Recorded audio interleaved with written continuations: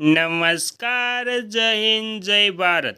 સ્વાગત છે તમારું આપણી YouTube channel government pension salary info and ન્યૂઝમાં.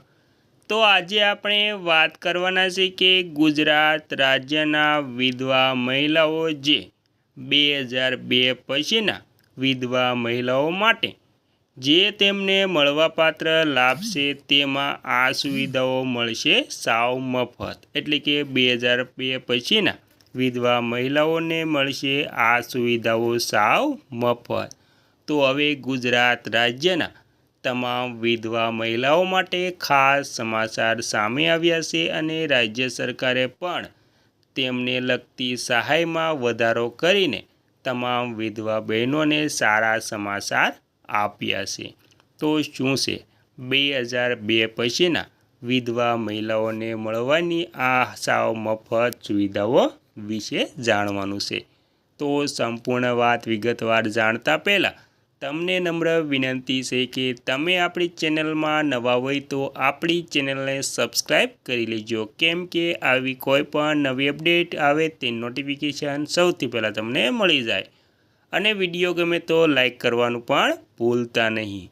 તો તમામ વાત વિગતવાર જાણીએ તો ગુજરાત સરકાર દ્વારા વિધવા બહેનોના સન્માન અને સ્વાવલંબન માટે ગંગા શ્રુપા આર્થિક સહાય યોજના કાર્યરત છે.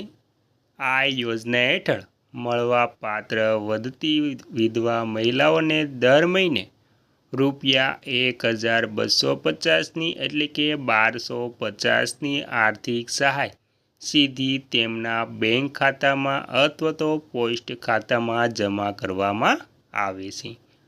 આ યોજના અંગેની મુખ્ય વિગતો જોઈએ તો તેમાં દર મહિને ₹1250 ઘર બેઠા નાણાં લાભાર્થીઓને બેંક કે પોસ્ટ ઓફિસના ધક્કા ન ખાવા પડે તે માટે Indian post payment bank IPP દ્વારા પોસ્ટમેન દ્વારા ઘરે બેઠા રોકડ રકમ મેળવવાની પણ સુવિધા ઉપલબ્ધ છે. વીમાની વાત કરીએ તો લાભાર્થી મહિલાઓનું અકસ્માતે મૃત્યુ થાય તો વારસદારને ₹1 લાખની સહાય મળવાપાત્ર થાય છે. અને મિત્રો, પાત્રતા અરજદાર ગુજરાતના વતની હોવા જોઈએ. અગાઉ 40 વર્ષની મર્યાદા હતી, પરંતુ હવે સરકારી નિયમો અનુસાર 18 વર્ષ કે તેથી વધુ ઉંમરની તમામ વિધવા બહેનોને આ યોજના લાભ મેળવી શકે છે. પુત્રની ઉંમર 21 વર્ષથી વધુ હોય તો પણ આ યોજના ચાલુ રહેશે.